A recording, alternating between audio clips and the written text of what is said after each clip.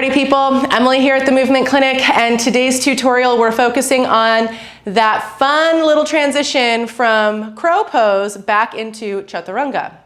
So obviously, two of the main components here is that you have a thorough understanding of Chaturanga and that you have the full capability of floating and finding time to hold your crow for at least a couple of breaths. Okay, so make sure that those two things are steady. I've got tutorials on both of those things in here. So please, please, please, maybe before you attempt this, go back and practice those. Make sure you're nice and warm, of course, as well before you do this. And let's start on our mats together.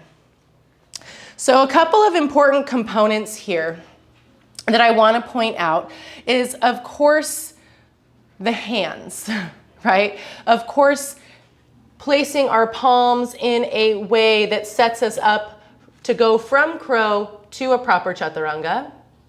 Okay, if we're super wide or we're really close together, not really going to happen. So make sure you're always, of course, set up in that way. But also I want to point out that because in crow, our shoulders are going past our wrists because our elbows are bent, knees, of course, are bent, that when we start to shift back to our Chaturanga, pressing down into the finger pads can be really helpful as we send our shoulders even more forward to float back, okay? For protecting the wrists and all of that. So that's one thing, pressing into finger pads. The second thing to set up optimal shoulder position is to, as you're jumping back, stretch your heart forward. Actively think, feet back, heart forward, right? Shine and reach the heart forward. And that will literally keep our shoulders and shoulder blades in an optimal position instead of dumping forward like we often find in a lot of Chaturangas in general, but especially in this transition, I see it a ton. So those are two things. Finger pads, stretch heart forward, okay? Really pressing down through the palms to find that lift, down through the finger pads to protect wrists, heart forward, and then third thing, I mean, really this is four, but kind of like the pressing down finger pads, I'm gonna count as one. The third thing is squeezing heels to butt and flexing toes powerfully. So you set your toes up to land tucked under in your Chaturanga, but also you give your feet actual height from the floor so that you have more of an arc going back.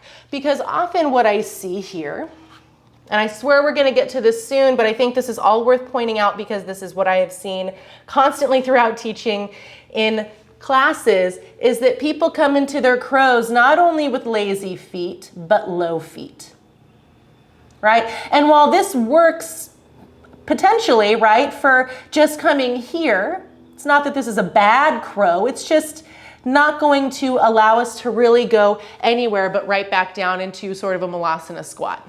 So how do we create more lift instead of going from here and trying to jump back and our feet are really low and going to catch us not very far away from our hands, is we press down through the finger pads, press down through the palms, flex toes, squeeze heels to butt. Now look at how high my feet are.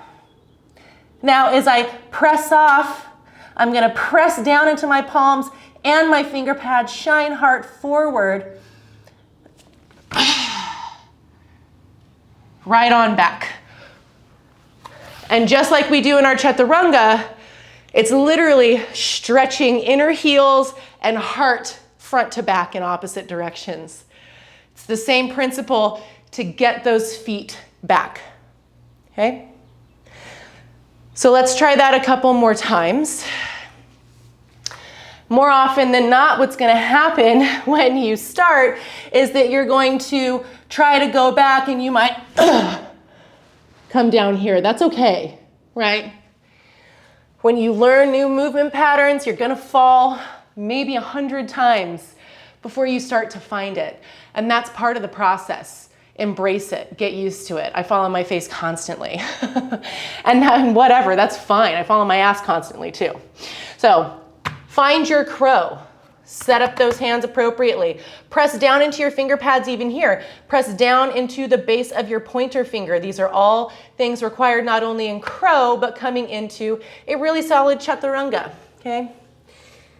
So, pressing down through the palms and finger pads, squeezing heels to butt, flexing all 10 toes powerfully, zip it up. Take an inhale. On your exhale, heart stretches forward, inner heels stretch back, float or flop back. Find your chaturanga. Take a break, shake your wrists out. And then let's try it again. Okay, last one. Let's move through this, a little bit more breath to movement. Find your crow pose. Really take your time with it. Bring the base of the big toes together, flex all 10 toes, squeeze your heels up to your butt. Root down through the base of your forefinger, inhale. Start to stretch your gaze and your heart forward here. Exhale, float it back.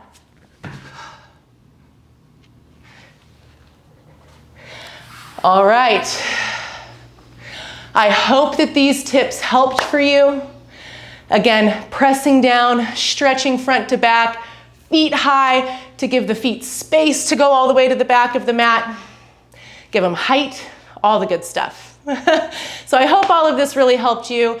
It's the exact same way that I teach it in class.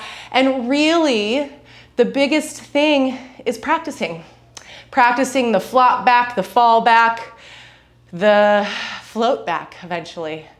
Maybe shoot the feet back first. But either way, let me know what you think. Let me know how you're going. I want to hear about your progress. And I'll see you next time at the Movement Clinic. Let me know if you have any requests for any other transitions or tutorials. And I'll see you in class.